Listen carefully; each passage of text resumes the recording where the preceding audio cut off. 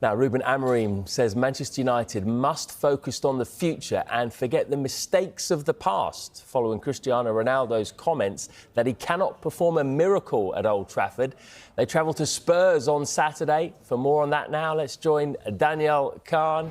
Afternoon, Dan. Is it fair to say that is amongst the most positive you've seen Ruben Amorim in a news conference? Yeah, afternoon, Matt. I mean, it was a positive news conference because actually in the last 4 or 5 weeks, Manchester United have been able to turn around what was an incredibly disappointing start to the season in terms of results to regathering some momentum. And now, look, if they are able to get a positive result against Tottenham on Saturday, they could find themselves second in the table, which I think would be quite a positive place for Manchester United to be in. And for Cristiano Ronaldo to talk about miracles being required for United to change things around, I would just point to their last 2 results. When you look at Nottingham Forest and Brighton, 2 sides who beat Manchester United 4 times between them in the league last season. United have got 4 points from those 2 games. So clearly improvements have been made under Ruben Amorim so far at this point, but they'll be looking to continue it on Saturday against a side who've beaten them 4 times last season in terms of Tottenham. But those comments in particular by Ronaldo weren't just questioning maybe what is required in terms of miracles, but he also questioned the players at the club, saying that they might not understand what Manchester United is in terms of in their head and just the stature of the club. So I put those comments to Ruben Amorim, not just as a former legend of the club, Ronaldo, but also as a former national team compatriot of Amorim's as well. He knows, and he has a huge impact in everything he said. What we need to focus is in the future. We know that we as a club made a lot of mistakes in the past, but we are trying to change that. So let's not focus what happened. Let's focus what we are doing now, and we are doing that. We are changing a lot of things in the structure, the way we do things, the way we want the players to behave. We are doing that, and we are improving. So let's focus on the way we are doing things. We are improving. Let's continue and forget a little bit the past. Well, you mentioned it just there, didn't you, Dan? On Saturday, they face a Spurs team that beat them 4 times last season, including that Europa League final. So is revenge on the mind for Amorim?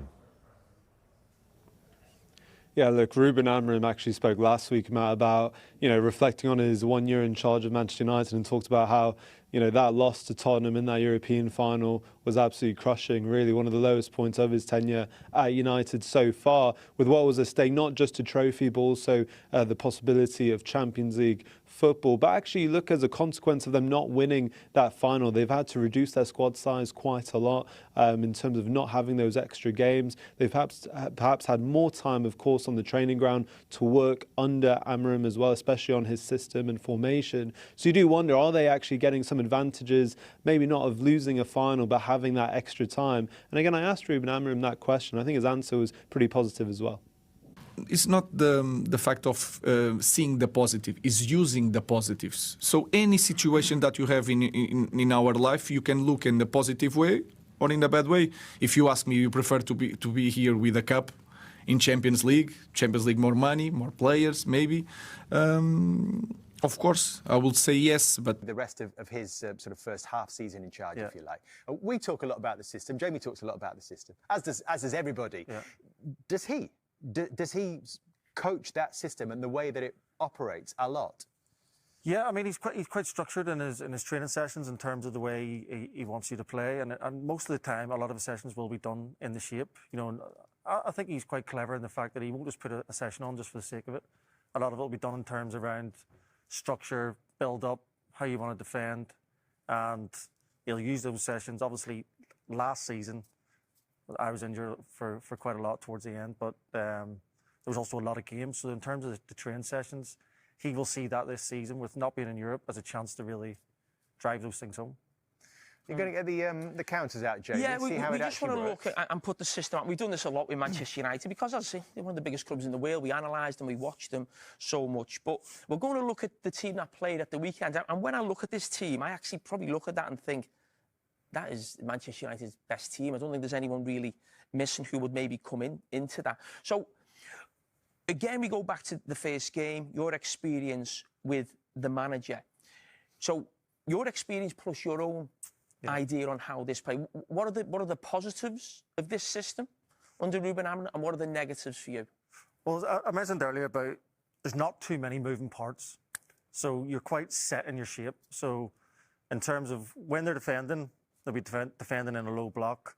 You'll have most teams end up with maybe 5 at the back along the edge of your box defending, because you might have runners. So are you classing that as a negative in that that this system can push you back? No, I'm saying that when you are under attack and you are on the edge of your box, more than likely you will be in a 5. So the team's almost set to how they would defend on the edge of the box. On the other side, when you attack, when you push the wing backs up, when you're attacking, you'll have 5 on their last line, almost without having to move too much. You've just. Do you think that's what he likes about the system? Because you can get almost 5 attacking players, even plus Bruno, into it. I don't know if that's personal, but I'm just saying that I don't know if that's what he likes. But for me, sort of watching and playing a little part in it, if I was playing in a 5, I would say that's probably the benefits of it, that you can have 5 on the last line and also defend with 5. I think what you're talking about as well, we see a lot of teams get 5 on the last line. Everybody does, and that's the way. And it's just different systems can get you that.